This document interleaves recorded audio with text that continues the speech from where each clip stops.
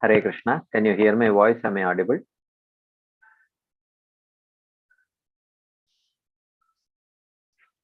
Is my voice audible? Okay, let's start.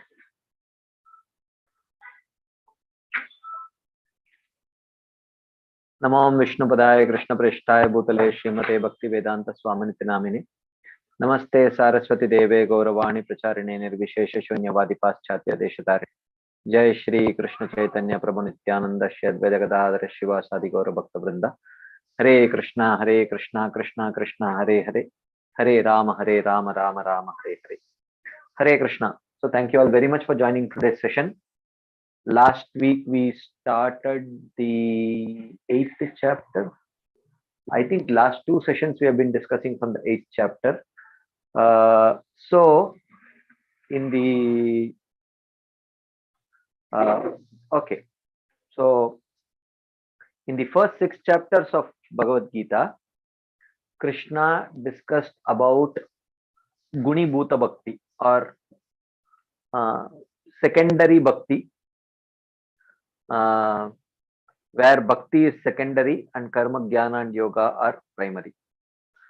So in the 3rd chapter and 4th chapter, Krishna discussed about Sakama Karma Yoga and Nishkama Karma Yoga. In the 5th chapter, he discussed about Jnana Yoga, and in the 6th chapter, he discussed about Ashtanga Yoga.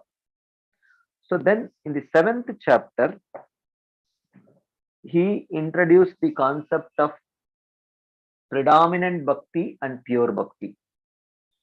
So Maya Sakta Manapartha Yogam Yanjan Madashraya Asamshayam Samagram Mam Yatagyasyasi Tachuno.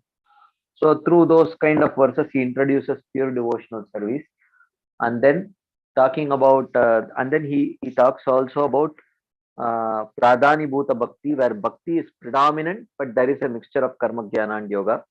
So he introduces this in Chaturvida Bhajante Mam Jana Sukritino Arjuna, Arto Jigyasur Artharthi Jnani Cha Bharta Rishabha. The 4 kinds of people who surrender unto him. Artho, Artharthi, and Jigyasu are Karma Mishra Bhaktas, and the Jnani is the Jnana Mishra Bhakta. These are described.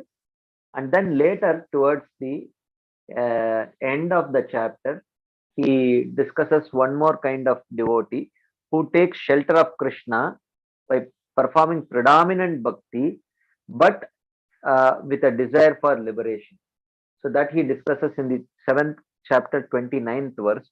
Jara Marana Mokshaya Mamashritya Yatantiye Te Brahma Tad Viduk Kritsnam Adhyatmam Karma Chakilam.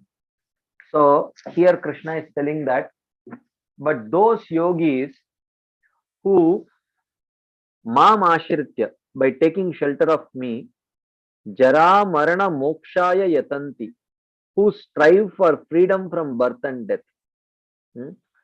Te Kritsnam Viduhu, such people should very clearly know Brahma, Tad Brahma, the Brahman and the Jiva. They should know about, okay, let us not see the translation, because Krishna is not clearly explaining to Arjuna what is the meaning of Brahma, Adhyatma, Karma. Okay, so because, and Arjuna will ask these questions in the next chapter. So those who aspire for those who take shelter of Krishna and aspire for liberation, such will know about Brahma, Adhyatma, Karma.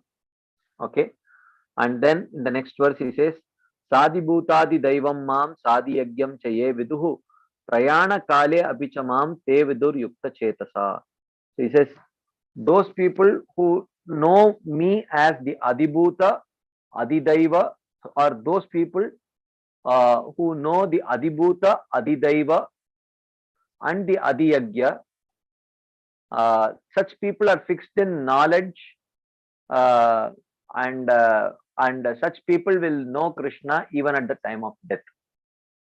Such people will know me even at the time of death. Like this, Krishna introduced these various terminologies towards the end of 7th chapter without properly discussing what exactly those terminologies mean. So, in the next chapter, actually, Arjuna starts asking these questions. So he says that he asks these questions. Kim tad brahma kim adhyatma kim karma purushottama adibhutam cha kim proktam adidaivam kimuchyate adiyajna katam kotra dehe madhusudana prayana kale cha katam geyosi niyatatmabihi. Okay. So he says, what is Brahma? What is Adhyatma? What is Karma? What is Adibhuta? What is Adidaiva? What is Adiyagya? And how is that Adiyagya known in the body? And how are you to be known at the time of death? So based on whatever Krishna had mentioned in the last two verses of the previous chapter, Arjuna is asking questions that you have used these terminologies without explaining these terminologies. Kindly explain to me what are these actually. What is this Brahma, Adhyatma, Karma, Adibhuta, Adidaiva, Adiyagya? And how is that Adiyagya to be known within the body? And how are you to be known at the time of death? And Krishna starts answering this question. He says, Aksharam Brahma Paramam Swabhavo Adhyatma Muchyate Bhuta Bhavodbhavakaro Visarga Karma Samgitaha. So he says that Aksharam Brahma Paramam. The Brahman is Paramam Aksharam, is the supreme indestructible entity. Of course, the Jiva is also indestructible, but the supreme indestructible entity is Brahman. So that's how he defines Brahman. And then he says, Swabhavo Adhyatmam Uchyate. So what is Adhyatma? Adhyatma is Swabhava. So he explains how is Adhyatmam. Swam Bhavayati iti Swabhava.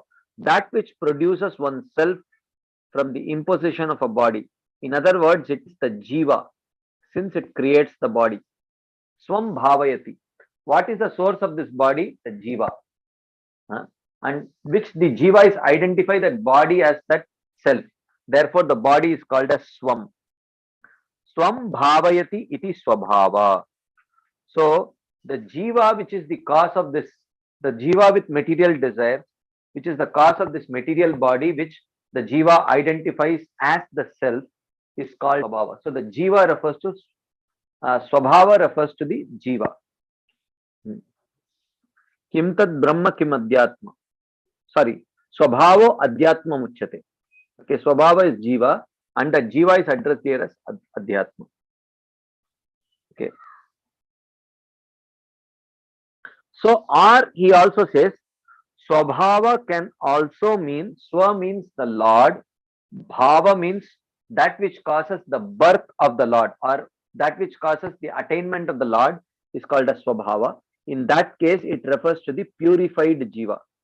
So the purified Jiva who is qualified to realize the Paramatma, he is called Swabhava. In either case, Swabhavo Adhyatma Uchyate. The Jiva is called as Adhyatma.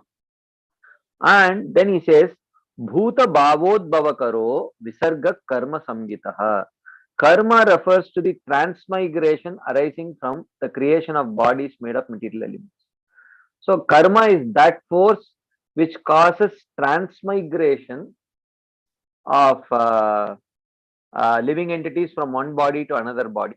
So that transmigration, the principle or the basis of the transmigration is called as karma. Like that, he describes Brahma, Adhyatma, and Karma. Three terminologies are described in the are explained in this third verse. And in the fourth verse, he says, Adibhutam Ksharobhavaha Purushascha Adidaivatam Adiyagyoham Evatra Dehe Deha Britambara. So he says that Adibhutam Ksharobhavo, that which deteriorates and gets destroyed, or that which is temporary, is called as Adibhuta. So that which means it refers to the body, or the temporary material objects are they refer to the adibhutam. Purushascha adidaivatam. Uh, Adidaiva refers to the universal body of the Lord, or the universe. The universe is the Adidaivata, or the Virat Purusha. Hmm. And Ahameva, I, on the other hand, uh, is the Adiyagya. I am the Adiyagya. Ahameva Adiyagyam Atra Dehe. I am the super soul who is situated in every body. Huh? O Deha Britamvara, O best amongst the embodied souls, Arjuna, I am the super soul situated in everyone's body.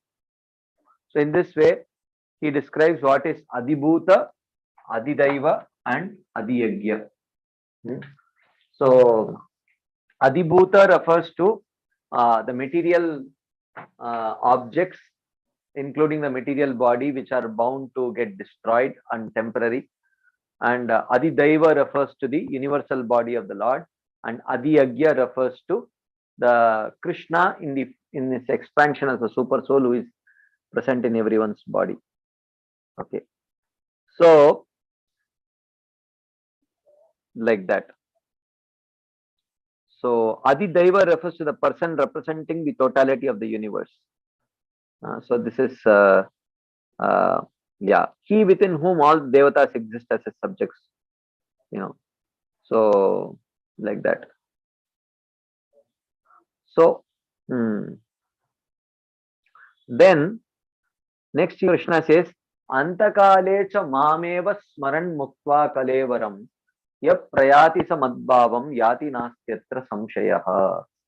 So he says, Krishna says that Antakale, at the point of death, yaha, that person, muktva kalevaram prayati, who leaves his body, gives up his body and leaves. Mam eva smaran. The word smaran is explained as knowing me in truth. Not just remembrance, it is actually knowing Krishna in truth. So, Saha, that person, Mad Bhavam Yati, he attains a nature similar to me. Atra Nasti Samshayaha. Of this there is no doubt, O Arjuna, Krishna says.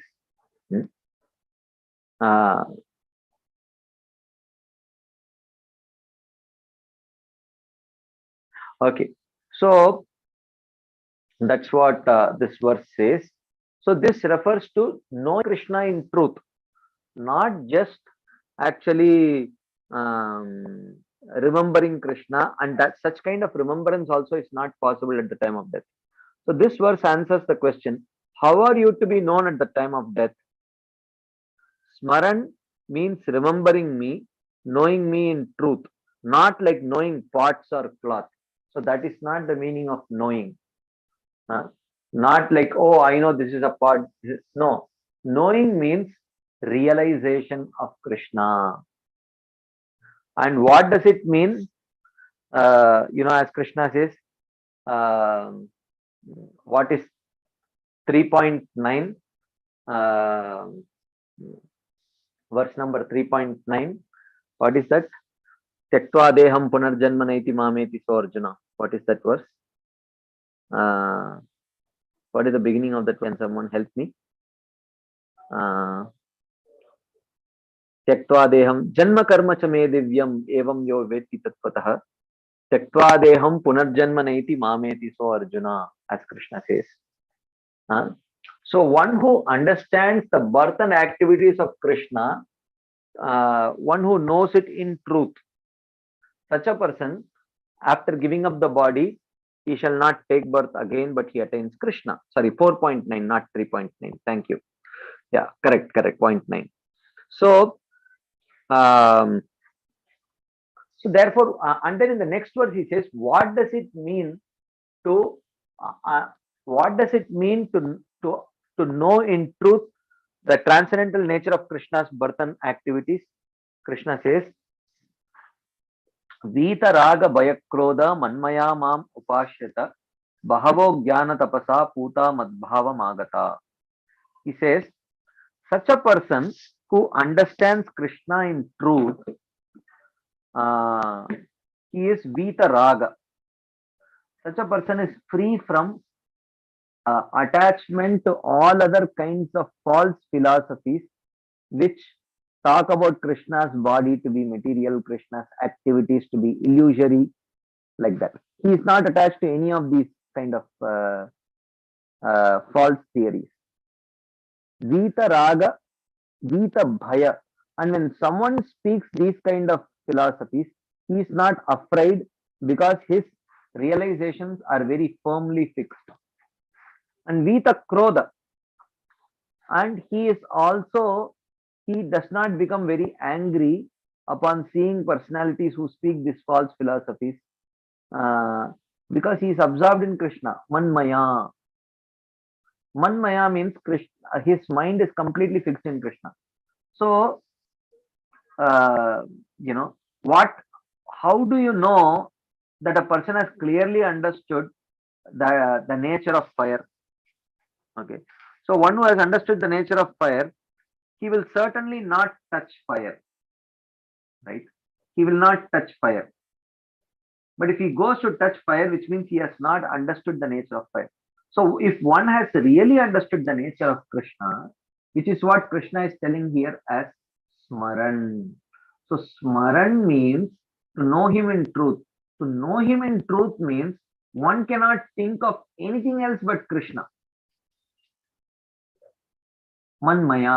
Mam Upashrita means such a person has fully taken shelter of Krishna, which means Manmaya refers to Anyabhilashita Shunyam, and Mam Upashrita refers to Jnana Karma Dhyanavritam. He has taken shelter of Krishna through the path of Navada Bhakti, which is not touched by Jnana Karma Yoga, etc. Bahavo Jnana Tapasa Puta Madbhavam Agata. And such a person, again he says, Madbhavam Agataha. And same thing Krishna says here. Antakale cha mameva smaran muktva kalevaram ya prayati sam madbhavam yati nastyatra samshayah. Madbhavam yati. Same thing he says. Madbhavam agataha. So that's what is mentioned here. And the method of knowing or remembering the Lord is now explained in verses. So in the next 14 verses, the method of understanding the Lord or attaining the Lord will be described. So we were discussing last time. So therefore, this last minute trying to go and chant for the devotee who is trying to leave his body, as we mentioned, even though this might sound very harsh and rude, but in reality, it is not going to drastically change their destination. Because you may say, why are you speaking so mean? Why are you speaking so mean? So, I mean, I'm not speaking mean, but it is but fair only in one sense, because throughout the life, if one has, then it is, if you say that whatever you do, anything you may do throughout your life, at the end of your life, if everyone comes and chants for you, then it will drastically change your destination. Does not really give a solid impetus to actually put proper effort while one is living in realizing Krishna. So that sounds very not so reasonable actually.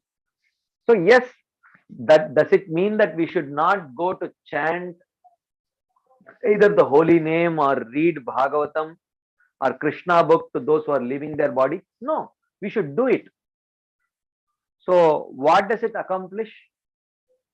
If someone has already made like 50% progress, that last effort which all the devotees with great intensity are trying to come and give, it will enhance it. By it will make 52%, 54%, 55%. But to say that if someone has made only 5%, 10% progress in bhakti, just in the last 10 minutes, if someone comes and chants, that 90% is covered is very unreasonable. Generally, that does not happen. But certainly it does help a person who is giving up his body. So Krishna says, Yam yam vapi smaran bhavam tyajatyante kalevaram tam tameva iti kaunteya sada tadbhava bhavitaha. Whatever one thinks of when leaving the body, one attains a state similar to that object of constant thought. You see here, sada tadbhava bhavitaha. Here is the hint here. Already in this verse, there is a hint. So he says, Yam yam vapi smaran bhavam tyajati ante kalevaram. Whatever one thinks of while giving up one's body, tam tam eva eti. One attains a state similar sada tadbhava of that object of constant thought, O Kaunteya. Which means whatever has been the object of constant thought, only that thing one will be able to remember at the time of death. So nothing is going to drastically change. And it is very unreasonable to put so much,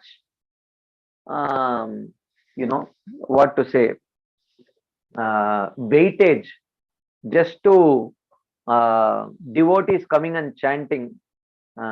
To even hope that that will drastically change is unreasonable.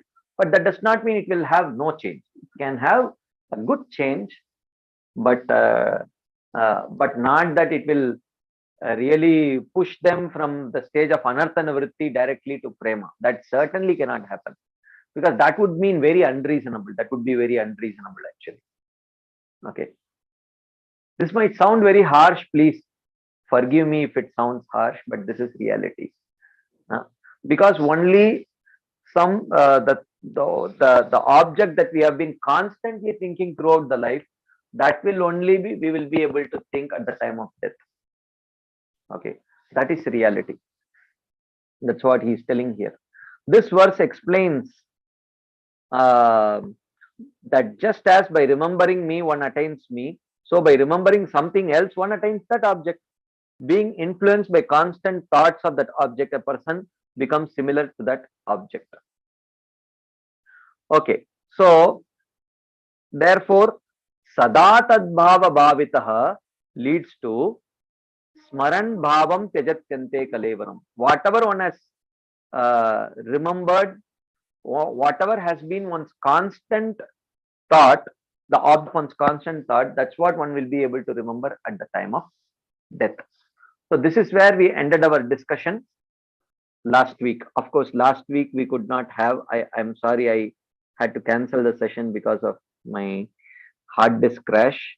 So whatever I could recover from that, I am, running the show, and hopefully things will get better in the coming days.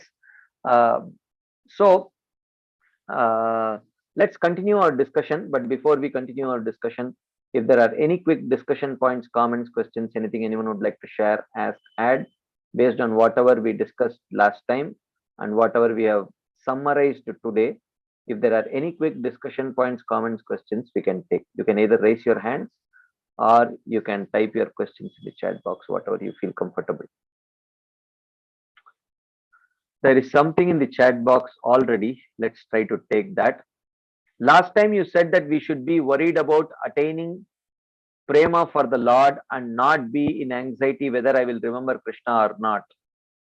So now my anxiety is gone. Yeah. So ultimately, only a sadhaka, only when he reaches prema, he will go back home, back to Godhead. That is very clearly mentioned in the Bhakti Shastras. So that is reality. That is what is reality.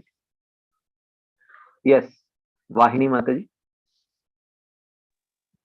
Hare Krishna. Am I audible, Prabhuji? Yes, Mataji. Yeah. So this is regarding the previous verse where we mentioned Swabhav, Swabhav's definition. So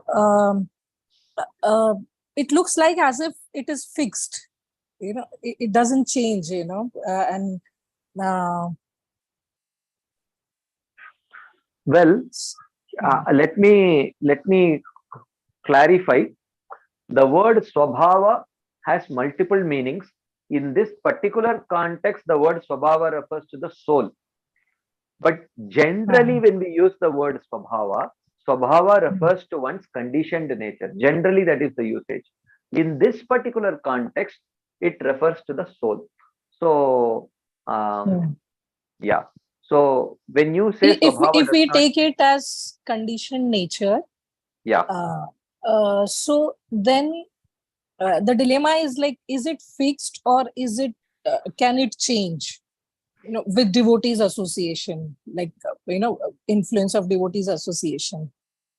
let me ask you, Mataji, from your own experience, have you at all experienced any change in your Swabhava by the association of devotees or zero? No, there are few things which can change, but few things seem to be fixed. Across uh, few things to be fixed across how much time, Mataji?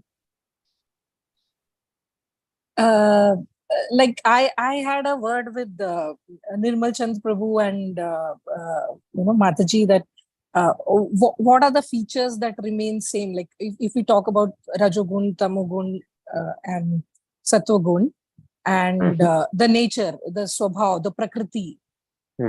So they said that it's kind of fixed. It gets formed while a soul is conceived, and it remains fixed throughout the life, and few things are affected. That Prakriti doesn't, but it doesn't change totally. Okay. So I got a little confused that if it is fixed, then how do we work upon it? How does the devotees association help us? Because it's like the match is fixed. Now you can't do much about it.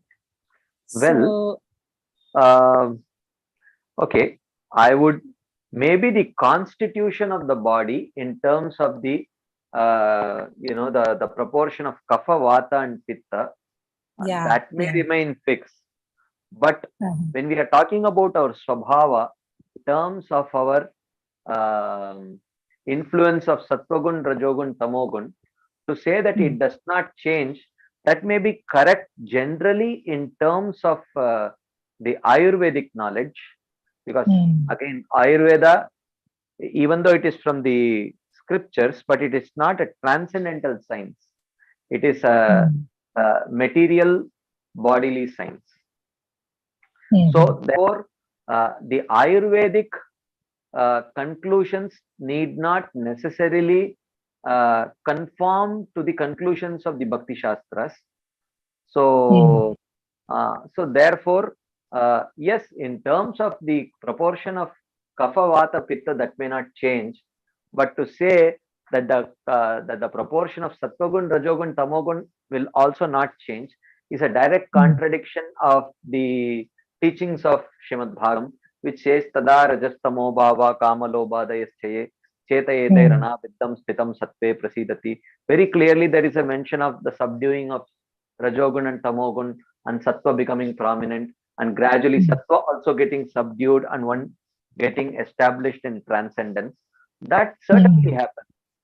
So so I mean, if that see, yes, so the Shastras do say Swabhavo Duratikrama. So that Swabhava is very difficult to overcome. Yes, very difficult to overcome because it is very rare that people accept the path of bhakti. Therefore, from that point of view, it is very rare that someone overcomes their Swabhava. But even otherwise, how did one to ascribe it just to birth is also a very short-sighted understanding, because how did one swabhava even get formed? That swabhava got formed by accumulation of vasanas and experiences over many lifetimes. Gradually it got formed. So so actually one swabhava has changed. So this why one is born with, one may be born with a very strong Brahminical inclination, but if the proper samskaras are not made, then gradually that person deteriorates and starts exhibiting qualities of being a Shudra. So, the Swabhava has changed. So Swabhava definitely changes. One's conditioned nature definitely changes, for sure. And by practice of bhakti, gradually it gets destroyed, and the transcendental nature manifests. So to say that the Swabhava does not change is not correct, actually. Yeah. I think I got confused between the Prakriti part, like the Vat, Pit, and Kaf. That constitution, I think, gets decided at the time of birth, and there are other influences also. He had explained to me. As with growth, it does vary, but some of it remains constant. Like, if you're by constitution, if you're a Kaf Prakriti person, then you remain Kaf Prakriti person, but you can get help and support by other, medication and other stuff to, But yes, the gunas can definitely change, right? And that. Yeah, definitely. Gunas do change. Yes. Thank you. Correct. Okay. There's another question. During our discussion of second chapter, you had mentioned this verse is not relevant for devotees. Antakalecha mameva. Devotees' last moments are taken care of by Krishna himself. Also for sadhaka devotees. Yeah. Yes. As Lord Varadaraj tells Ramanujacharya also that because Ramanujacharya had this doubt that if someone has surrendered unto you, if he is not able to remember your time of death, what principle applies here? So if he has surrendered to you, you have promised to take care of him. But at the same time, you have mentioned that if one remembers you at the time of death, only he can attain you. So what if he is not able to remember you but has surrendered unto you? What happens? So Lord Varadaraj says that Antima Smriti Varjanam. For a devotee, at the last minute he has to remember me is not very mandatory. I don't take that very seriously. Okay, that is one understanding. So, but at the same time, if someone for a practicing pure devotee, if he is at the stage of prema, then at the time of giving up the body, he cannot think of anyone else but Krishna. So, if in a very hypothetical sense, if for some reason if he is not able to remember Krishna, then but still, if he has attained the qualification of having attained prema, then that is only taken actually. So he has prema, then he will attain Krishna in the next birth. Or there is no next birth, he will directly attain Krishna. So that is guaranteed. Okay. So yes, this is not applicable for devotees, but and in one sense,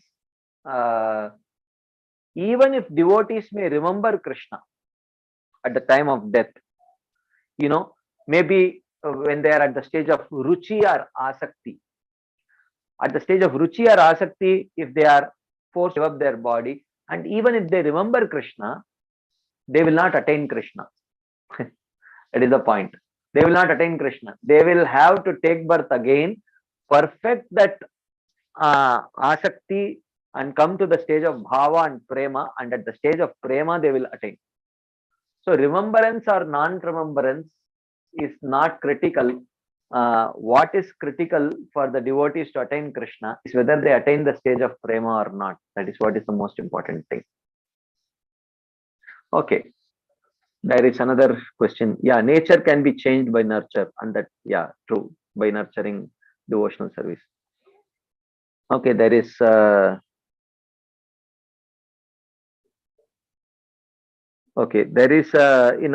in North India there is a saying that जीवन भर जिस भाव में रमते अंत समय वही हृदय में बसते. Yes, that is true. Okay, yes, Keshav Priyamathan. Hare Krishna, Prabhuji, Dandavat Pranams. Prabhuji, Sure. just now you are explaining, Prabhuji. I just want to know, devotees, sadhaka devotees like us, we are doing some devotional service now, Prabhuji. So, for us, death means like Krishna promises us Swalpam Abhisa Dharmasya Trayate Mahatobayat. So, according to the Prabhupada writes in the purport, that if you're done, suppose 1% of bhakti, you will start from to a second person in the next life. He writes like that, Prabhuji. So, for sadhakas, Prabhuji, it's not mandatory that we should remember Krishna at the time of death so that we can be born as a devotee. Like whatever we do in the entire lifetime, it will be taken into account. Is it, Prabhuji? Yeah. If you have practiced bhakti even little bit, then human birth is guaranteed. That guaranteed. But Prabhuji, but from Why human? Prabhupada says we start from where we live. No, Prabhuji, that's what I'm asking. Where we live does not mean right from the womb. Where we live means no, Prabhuji, bhakti percentage alone, not the birth. Bhakti percentage, Prabhuji. Suppose I have done 20% bhakti in this lifetime and I am leaving means, Prabhuji, then I will be born somewhere. But definitely, I'll be starting my bhakti from 21% only. No, Prabhuji. yes. I'm asking, then for me, it's remembering Krishna at the time of death is not that big issue. No, Prabhuji. Anyways, I'm going to be born as, Krishna will be putting me somewhere and he will be giving favorable situation for me to do that bhakti. No, Prabhuji. Yes. And that's what I wanted to ask. Prabhuji. Okay, Yeah. Hare Krishna. Thank you.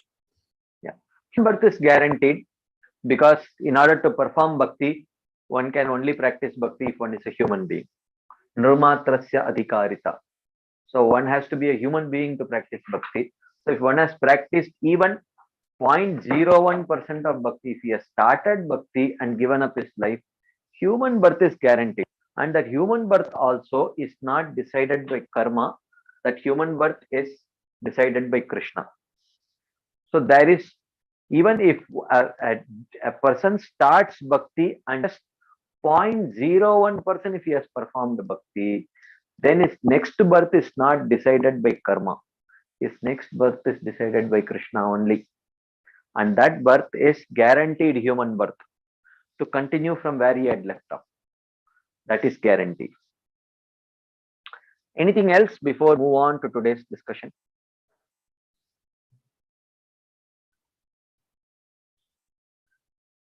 Okay. If there is none, we will continue our discussion further. So, Krishna has given this principle of yam yam vapi smaran bhavam tyajatyante kalevaram tam tameva iti kaunteya sada tadbhavavitah. He says, whatever one remembers while leaving the body, one attains a state similar to that object which he has been meditating throughout. So whatever is the object of our constant thought, only that will be the object of our meditation at the time of death. So if one is not able to think of Krishna constantly while living, then while leaving he cannot think of Krishna. It is not possible. So that smaran should not be taken as remembrance. Even if you take it as remembrance, that kind of a remembrance at the time of death is not possible if one has not practiced to remember Krishna throughout the life. If Krishna is not one's constant object of thought, Krishna cannot be the object of thought at the time of death. So there is no magic that suddenly out of nowhere there is no, that incidental possibility is not there. There may be some exceptions where Krishna might want to give extraordinary kripa to some people. But this is generally not the case. One has to earn it, and that is the only way. Okay.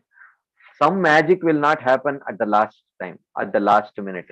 So to even have such kind of expectations is unreasonable actually. Like that. So Let us continue our discussion now. Therefore, Krishna comes to a conclusion here. So Krishna says, Tasmat. So he says, just give me a second. Tasmat sarveshu kaleshu mamanusmarayu cha mayyarpita mano buddhir mame vaishyasya samshayah. Tasmat, therefore, sarveshu kaleshu, at all times, mamanusmara yudhya cha, remembering me you should fight. Which means at all times if you remember Krishna, then you will be able to remember Krishna at the time of death. So therefore, so if we are discussing about remembering Krishna at the time of death. So therefore, if we start the next verse with the word Tasmad, therefore, ideally Krishna says, Tasmad antakale mameva anusmara. Therefore, at the time of death, you should remember me, O Arjuna. He should say like that. But Krishna says, Tasma sarveshu kaleshu mamanusmara yudhyacha. At all times, remember me and fight, he says. Which means, unless that is not possible, it will not be possible to remember Krishna at the time of death. So he says, Asamshayah. If you remember me and fight at all times, without a doubt, my arpita mano buddhihi, one whose intelligence and mind are offered to me, mam eva eshyasi, he attacks me. Okay. So therefore it is not just remembrance. It is offering of one mind and intelligence to Krishna. That is the meaning of Smaran here. So Smaran does not mean casual remembrance. Arey aaj aapka yaad aaya mujhe. Not like that. Not like that. Arey aapke bare mein, somehow out of nowhere I was thinking of you. That kind of remembrance is not what Krishna is talking about here. So that is not the kind of remembrance. Remembrance means Mayyarpita mano buddhihi, offering of one's mind and intelligence. Offering of the mind means one is consumed by Krishna. One is consumed by Krishna. Which means one cannot think of anyone else but Krishna. One's thoughts are completely consumed by Krishna. Krishna graha grihitatma, as it is mentioned about Prahlad Maharaj. That is the meaning of Mayyarpita mana. And buddhi means, buddhi is always guiding that person constantly as to anukulyasya sankalpo pratikulyasya varjanam. The mind creates. So what is the role of the mind? Mind creates the decision to think of me. The intelligence creates the determination to remain fixed in thinking of me. Yato yato nischalati manas chanchalam astiram tatastato niyamyetat atmanyeva vasham nayet. Mind says, okay, let us think of Krishna. Krishna is the only object of meditation. We should meditate on Krishna. And then suddenly, when the mind starts going somewhere, the intelligence says, come back. Stay focused, stay determined. So, Mayyarpita mano buddhir means the mind has taken a decision to think of Krishna, and the intelligence is supporting that decision by helping the mind to remain determined and fixed in thinking of Krishna. That is the meaning of Mayyarpita mano buddhihi. So therefore it is not casual remembrance of Krishna. So when Krishna says Smaran, the meaning of that Smaran is Mayyarpita mano buddhihi. Mind and intelligence are completely offered to Krishna. Which means one is able to, without interruption, meditate only on Krishna. And this is possible only at the stage of bhava and prema, not before that. Uninterrupted, especially at the time of death. Right? But someone may say, how can I constantly think of you? It is not very easy to constantly think of you. And you are telling, constantly think of me and fight also. Either I can think or I can fight. To think and fight simultaneously is not very easy. How can I do that? So Krishna says, Abhyasa yoga yuktena chetasa nanya paramam purusham divyam yati partha anuchintayan, continuously contemplating me, chetasa abhyasa yoga yuktena, with the mind engaged in practice of repeated remembrance. So abhyasa yoga means abhyas karna, repeated practice. Okay. If you cannot naturally remember me, then practice to remember me continuously. So one should practice to remember Krishna continuously. Na anyagamina, without deviation. Paramam Purusham Divyam Yati. One attains the transcendental supreme person. If one learns to practice repeated remembrance without deviation. Okay, that is possible. Right? Therefore, that person who practices remembrance of me during his life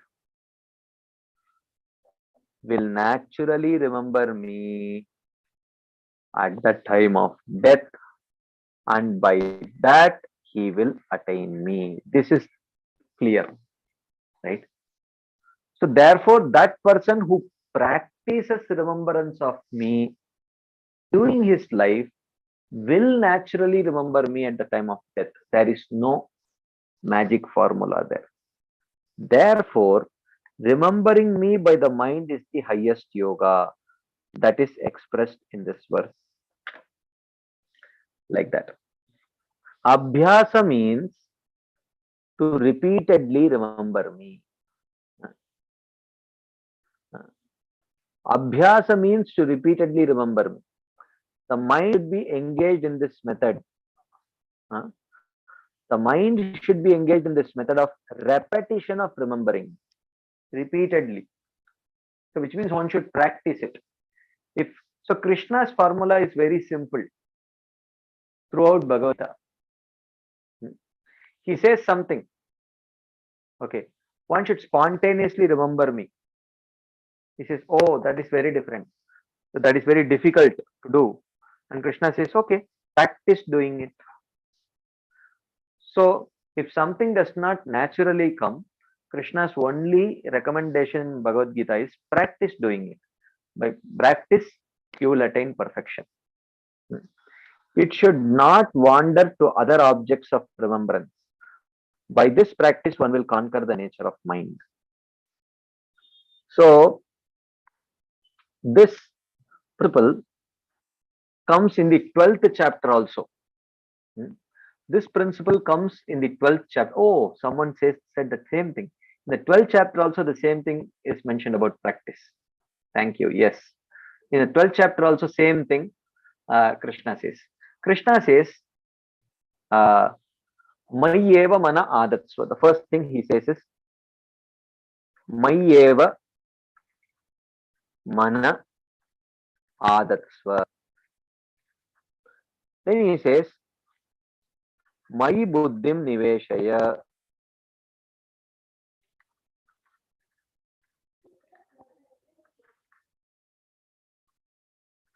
Nivashishyasi mayyeva ata urdhvam na shamshayah. Then he says, Chittam samadhatum na shaknosi mayisram. Abhyasa yogena tato mam ichchaptum dhananjaya. Abhyasa yoga. He talks about it third. We will see what it means. Then he says, Abhyase api asamartosi matkarma paramo bhavan. Madartam api karmani kurvan siddhim avapsasi. He says, If you cannot do Abhyasa Yoga, then he says, Mad Karma Paramo Bhavan. Mad Karma Paramo Bhavan, he says.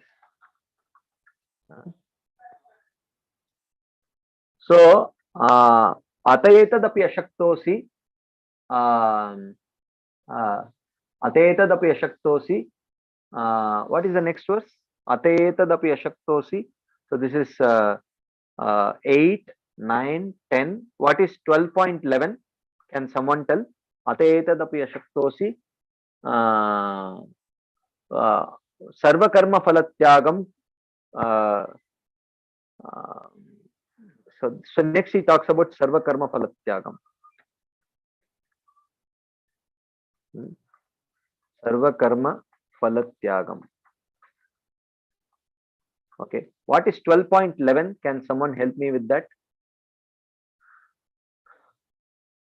Bhagavad Gita 12.11. What is that verse? Atayetadapi ashaktosi kartum madyogamashritah sarvakarma phalatyam kurvan kartum madyogamashritah sarvakarma phalatyagam kurvan napnoti kilbisham, something like that, right? What is the last line? Tatah karma yatatmavan. Tatah karma yatat. Right. Okay. So what does Krishna says here? So Mayeva mana adatsva, which means your mind should naturally flow to me. So this is called as Smaranatmika Bhakti.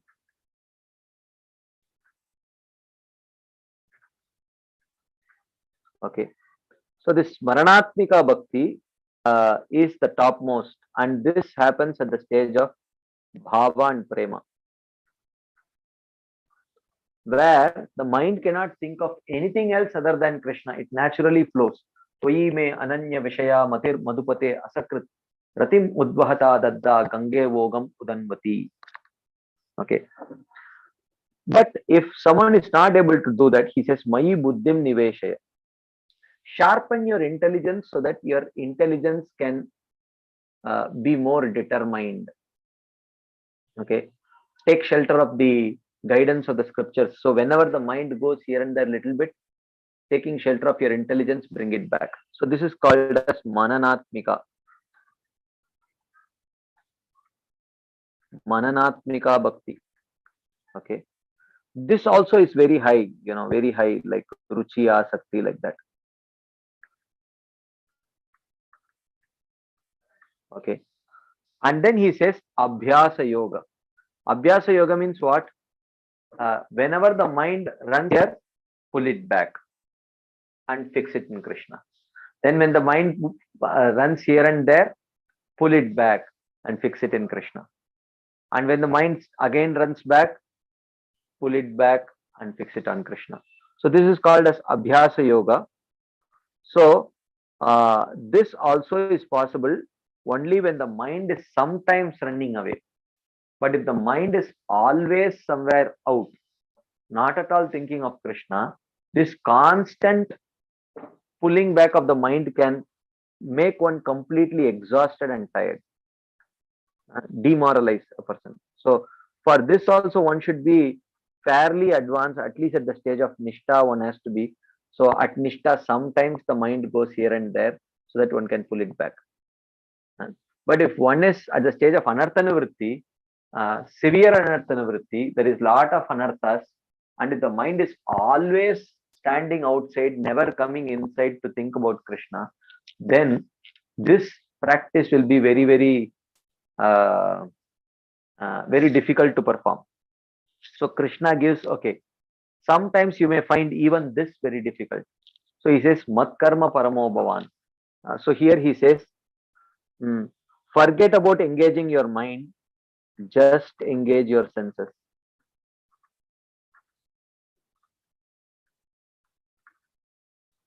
Forget about engaging your mind, just engage your senses. Okay. Because senses are the gateway to the mind. Because mind actually meditates on those objects which the senses have gathered through their actions. Mind will be meditating on that object, on that form it saw through eyes, or mind may be meditating on that food that the tongue tasted, uh, that a person tasted through his tongue, or mind may be meditating on that wonderful fragrance which the uh, uh, you know nose, which the person experienced through his nose, or the mind may be meditating on that beautiful music which the person experienced through his ears, like that. So the gateway to the mind are the Gyanendriyas, the Indriyas which uh, you know which uh, accumulate all these objects of sense gratification. So therefore he says, if your mind is extremely agitated, it is always running here and there to objects of sense gratification, then forget about engaging the mind in Krishna. Start engaging yourself. Because what happens by that, at least the fresh impressions which the senses are accumulating and passing on to the mind, that will all be Krishna conscious. Savai mana Krishna padara vindayor. At least if that is not happening, vacham vaikunta gunanu varnane karau harer mandira marjanadishu shutim chakara achyuta sattatodaye mukunda linga alaya darshane drishau tad gatra sparishanga sangamam, and so on.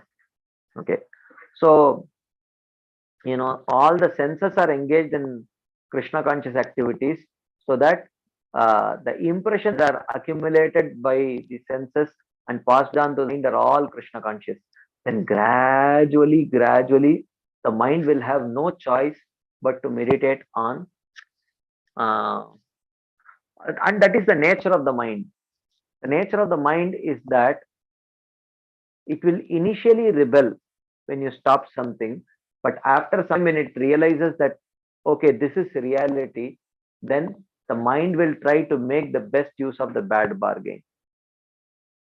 Whatever you offer the mind will try to search for the best amongst the available pleasures. Okay. Mind will search for the best amongst the available pleasure. That is the nature of the mind. So slowly, therefore, Krishna says, if mind is too difficult to control, don't try controlling the mind. That will not work. Try controlling the senses. Try engaging the senses. Give favorable Krishna conscious engagement to the senses. So when the senses are constantly engaged in Krishna conscious activities, then the mind will start getting only Krishna conscious vasanas. Gradually, over a period of time, mind will start searching for the most pleasurable amongst the available vasanas that is given to the mind through the senses. So that is the point. So therefore, many times we actually say that mechanical devotional service is not so good. Yes, true. Mechanical devotional service is actually not so good. That is true. But in reality, spontaneous devotional service is beyond our scope, because we are at the stage of spontaneous sense gratification only. Okay. So we talk about the stage of spontaneous devotional service.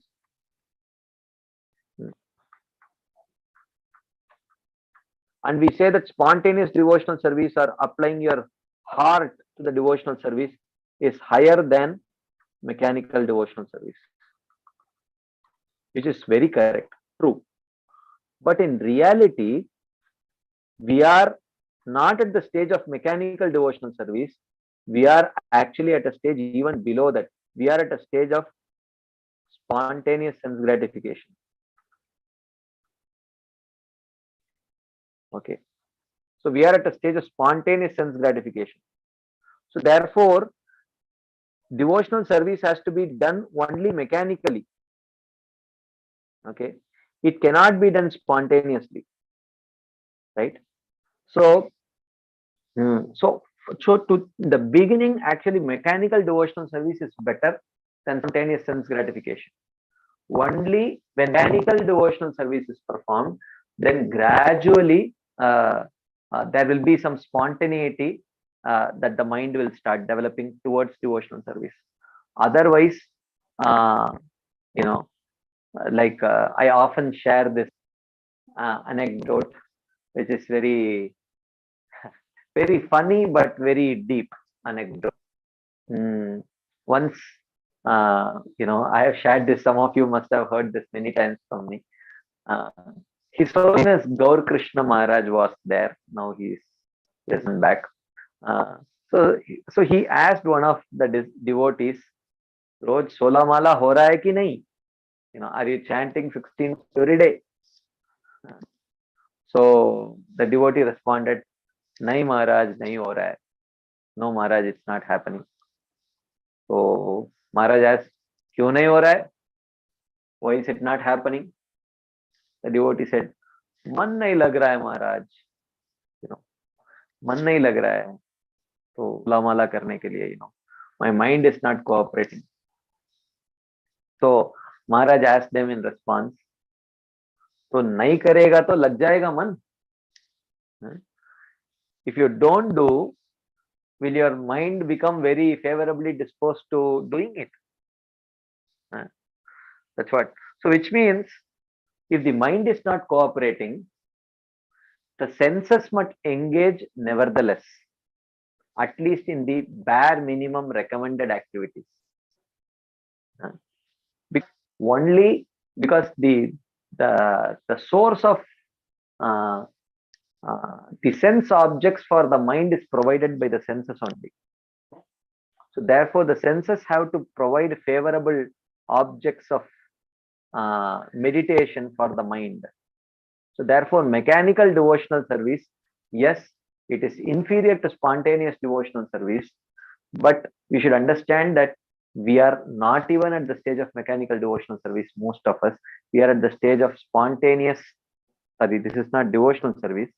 This is spontaneous sense gratification. We are mostly at the stage of spontaneous sense gratification. If we don't engage our senses in Krishna conscious activities, our senses will naturally gravitate towards objects of sense gratification. So therefore, it is needed that मन लगे या ना लगे, इंद्रियों को तो लगाना ही चाहिए. Whether our mind is cooperating or not, the senses have to engage in Krishna conscious activities. Like that. So here Krishna is telling Abhyasa Yoga Yuktena. So he says, try practice engaging your mind in Krishna's service. But if you cannot engage your mind, then at least engage your senses. Like that. Okay. Any quick discussion points, comments, questions, anything anyone would like to share, ask, add? There is one hand up. Shamli Mataji. Yeah, Prabhuji.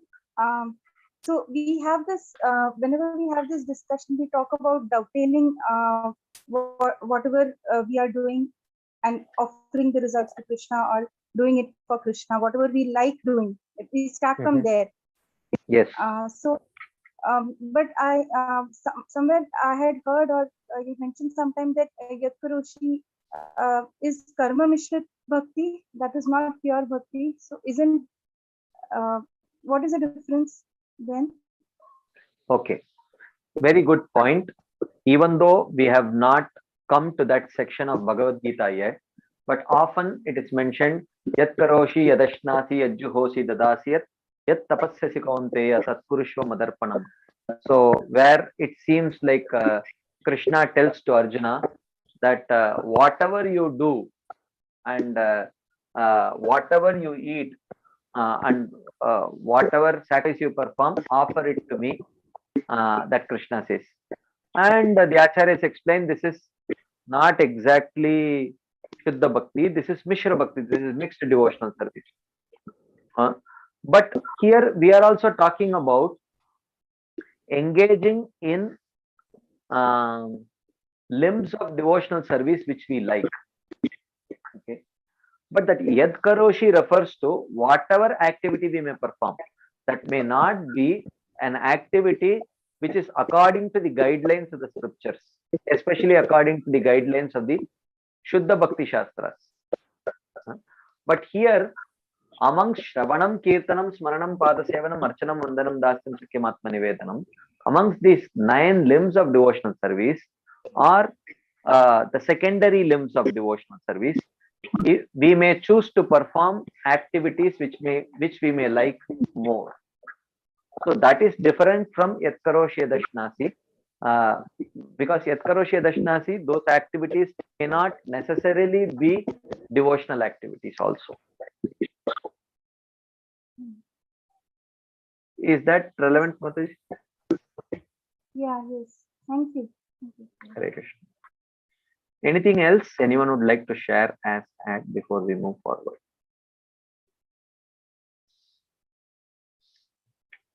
Okay. So here Krishna says that continuously contemplating me with mind engaged in practice of repeated remembrance. If you cannot remember me continuously, then practice to remember me continuously. That is what Krishna says here. Okay. So such a person attains the transcendental supreme person. So therefore, that person who practices remembrance of me during his life will naturally remember me at the time of death, and by that he will attain me. Therefore, remembering me by the mind is the highest yoga. Okay, that is expressed in this verse. So then Krishna continues. So the question is, how does one practice remembering Krishna at all the time? So how does one practice remembering Krishna?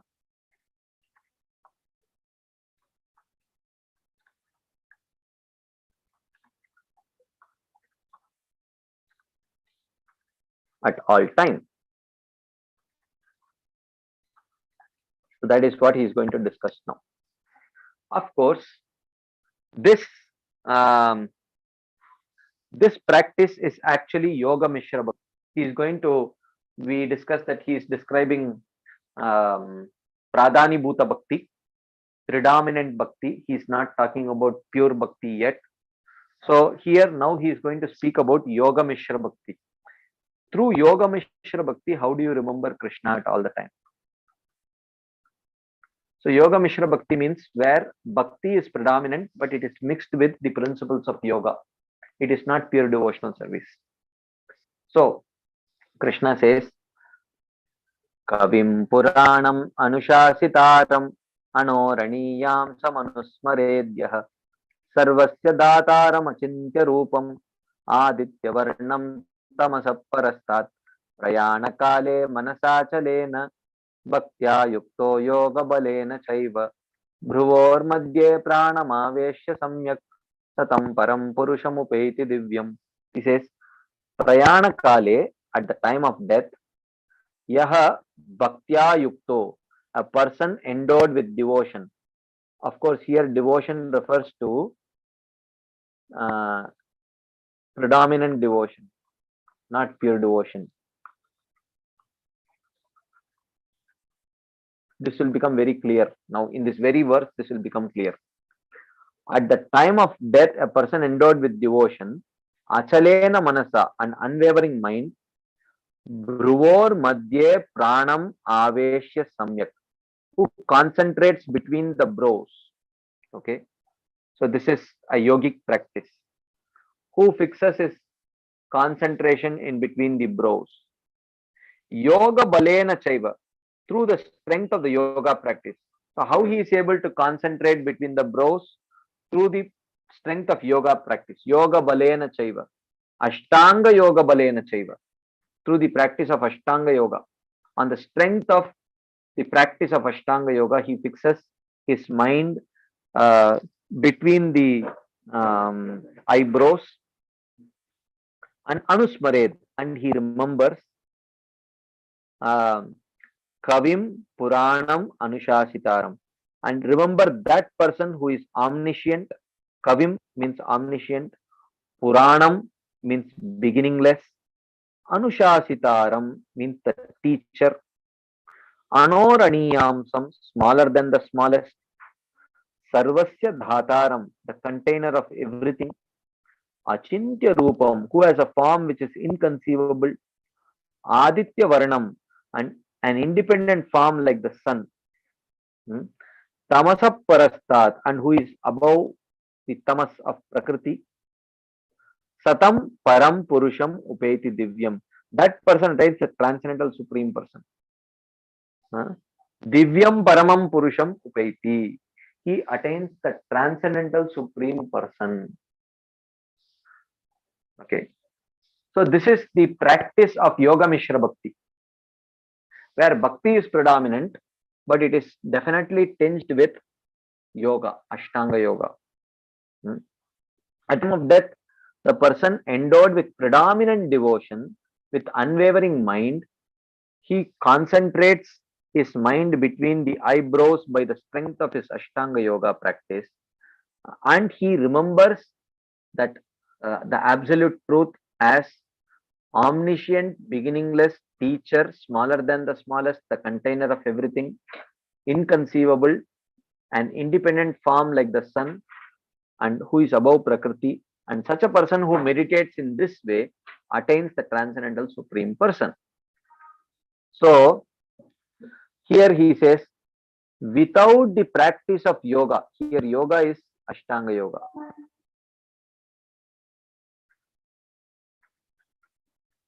It is difficult to withdraw the mind. Without the practice of yoga, it is difficult to withdraw the mind from sense objects. Without withdrawing the mind from the sense objects, it is difficult to think constantly of the Lord. Therefore, one should execute bhakti along with some type of yoga practice. Of course, this instruction is for those who do not have pure devotional faith. This instruction is there for those who do not have pure devotional faith. The Lord here speaks of such bhakti mixed with Ashtanga Yoga, Yoga Mishra Bhakti, in 5 verses. In 5 verses, he is going to speak of Yoga Mishra Bhakti. The Lord is omniscient, Kavi. But though one may be omniscient, like Sanaka and others, one may not be eternal. You know, Sanaka, the 4 Kumaras are also omniscient to some extent, not completely like the Supreme Lord. But they may not be eternal. Therefore, the Lord is described as Purana, without beginning.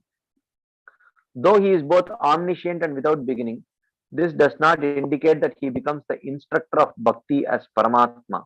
Therefore, he is called Anushasitaram, the teacher who by his mercy gives instructions about devotion to himself when he appears as Krishna or Rama. So, even though the Paramatma can instruct from within, but he is not talking about Paramatma. He is talking about the Lord as Bhagavan.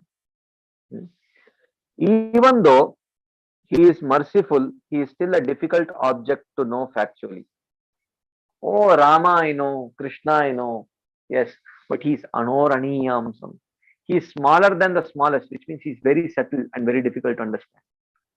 Then someone may say, oh, then he is like the Jiva, the size of an atom. He says, no, he is also the greatest of the greatest. Anoraniyam samanusmaredyaha sarvasya dhataram. He is also spreading everywhere, since everything is contained within him. Which means one should clearly have an understanding of the nature of the supreme personality of Godhead. Sarvasya Dhataram. He is not just Anoraniyamsam. He is Sarvasya Dhataram also. Thus, he is said to be inconceivable in form. Achintya Rupam. Sarvasya Dhataram Achintya Rupam Aditya Varnam Tamasa Parastat. Though he appears of medium size as a human being, his manifestation is independent of all others. Even though he has a form with a size which is Madhyamakara, a medium sized human form, when he appears as Lord Ramachandra or Krishna, but he is not like any other ordinary person who is dependent on others. He is not like any other ordinary person who is dependent on others. Thus, he has a form, Varna, which is like that of the sun, Aditya, revealing both himself and all others. Aditya Varnam means he has a form which reveals, like the sun, which reveals itself and which reveals others. When the sun rises, one can see the sun, and through the sunrise, one can see others also. Thus, even though he is the possessor of Maya Shakti, Prakriti, his form is transcendental to Prakriti or Maya. Tamasa Parastat, Aditya Varnam Tamasa Parastat. So at the time of death, with unwavering mind, engaged in bhakti with constant remembrance of me as described above, the yogi attains me. Which means without bhakti, one cannot attain Krishna. So bhakti is also needed, and this Yoga Mishra Bhakta also practices Ashtanga Yoga along with that. So how does he attain unwavering mind? He attains it through the strength of the practice of yoga, yoga balena. So by the strength of the yoga, he attains unwavering mind, and with that unwavering mind, he is able to remember Krishna by mind engaged in bhakti. So remembrance through bhakti and unwavering mind through yoga. So therefore, this practice is Yoga Mishra Bhakti. So the yoga process is then described. So what is this yoga process? Fixing his prana in the Ajna Chakra, Bhruvor Madhye, he attains me. So the prana, this is, like he raises the prana from the Mooladhara Chakra gradually and fixes it at the Agya Chakra. So this is the yoga practice. So His Holiness Bhanuswami Maharaj footnote. From verse 13, it seems that attaining the Lord means attaining his abode, attaining a distant relationship with the Lord. Because through Yoga Mishra Bhakti, one cannot attain a direct relationship with the Supreme Lord, because only by Shuddha Bhakti one can attain a direct relationship with the Supreme Lord in one of the 5 rasas. So here by Yoga Mishra Bhakti, one can attain at the most either Salokya Mukti, or one may attain Shantarati, a very distant relationship with Krishna. One cannot directly attain a relationship with Krishna. So he attains me indicate he attains the abode of the Lord, or at the most a very distant relationship like Shantarati, and not actually a relationship in one of the 5 rasas. Okay. Any quick discussion points, comments, questions, anything anyone would like to share, ask, add?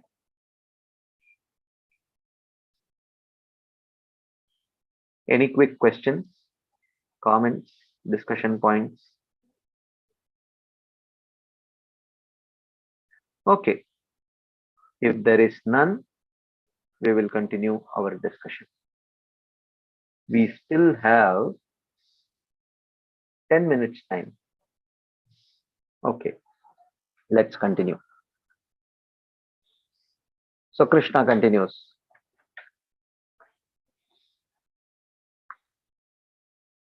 Okay. So he says that Yadaksharam Veda Vido Vadanti Vishanti Yadyatayo Vitaragaha Yadichanto Brahmacharyam Charanti Tatte Padam Sangrahena Pravakshe.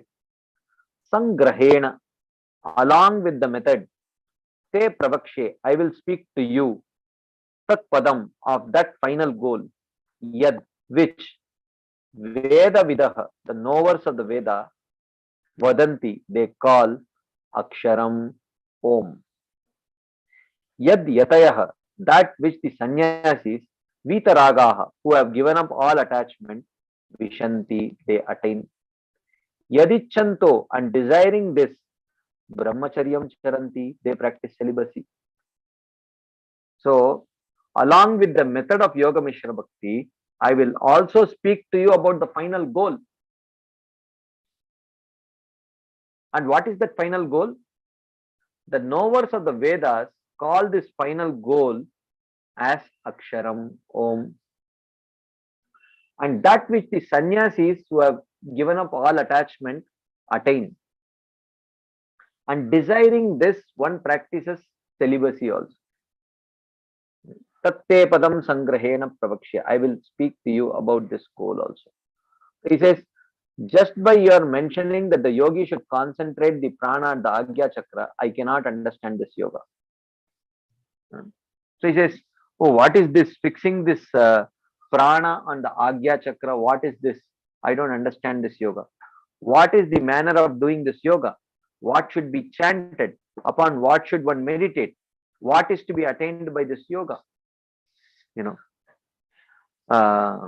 Describe all these things. So, briefly, you should tell me. Krishna speaks 3 verses to answer him. He says, please listen as I describe what will be factually attained. Please listen as I describe what will be factually attained, Padam, along with the method of attainment, Sangrahena. The goal and the means to attain that goal, I am going to describe about both of these to you. Okay, what is that? That Brahman,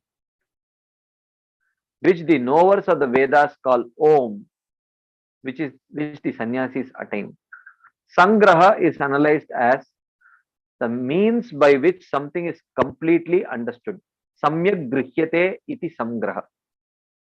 Samyak grihyate iti sangraha. So, the means by which something is completely understood, that is called as sangraha. Okay. So, like that. So, he says, Yadaksharam Veda Vido Vadanti, Vishanti Yad Yatayo Vitaragaha, Yadichanto Brahmacharyam Charanti, Tatte Padam Sangrahena Pravakshe. Along with the method, I will speak of the final goal, which the knowers of the Vedas call as Aksharam, which the sannyasis who have given up all kinds of attachment attain. And desiring this, they practice Brahmacharya.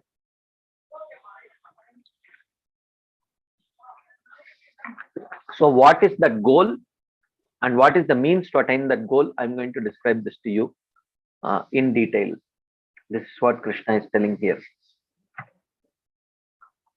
So, what is the method? He says, Sarvadvarani Sanyamya Mano Hridinirudyacha Murdanyadhyatmana Pranam Astito Yoga Dharanam Omityekaksharam Brahma Yaharam Mam Anusmaran Yaprayati Tyajan Deham Sayati Paramam Gatim. Yaha Prayati Tyajan Deham.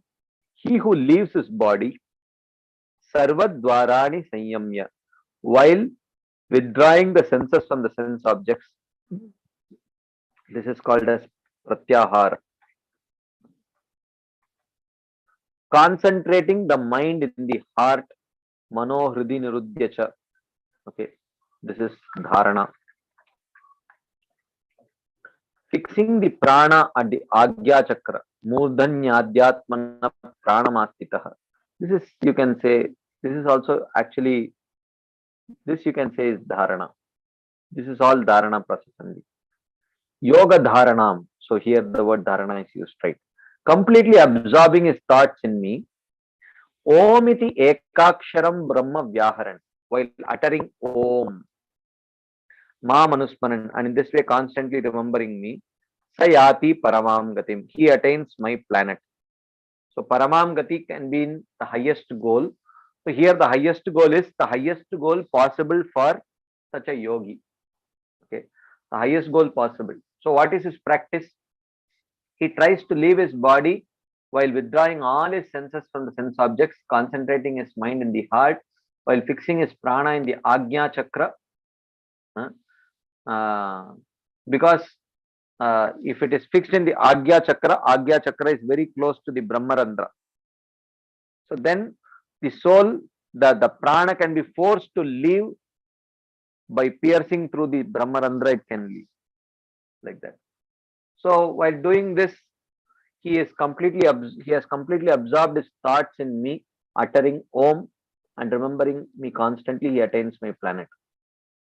So he says, elaborating what was previously spoken, the Lord describes the method of yoga. Withdrawing the openings of all the senses, Sarvadvarani, from the external objects, confining the mind to the heart with no desire for other objects, fixing the prana between the brows and taking shelter of me completely, Yoga Dharanam, uttering just one syllable Om, the form of Brahman, and meditating continuously upon me, represented by Om. Giving up this body, he attains Salokyam. So he attains Salokya Mukti. So the Yoga Mishra Bhakta attains Salokya Mukti. So here, Srila Bhanuswami Maharaj comments, from this statement, it would appear that this Yoga Mishra Bhakta attains a similar state as the 3 types of Sakama Bhaktas mentioned in chapter 7. Like that. So in this way, he has described Yoga Mishra Bhakti in these few verses. Any quick discussion points, comments, questions, anything anyone would like to share as had?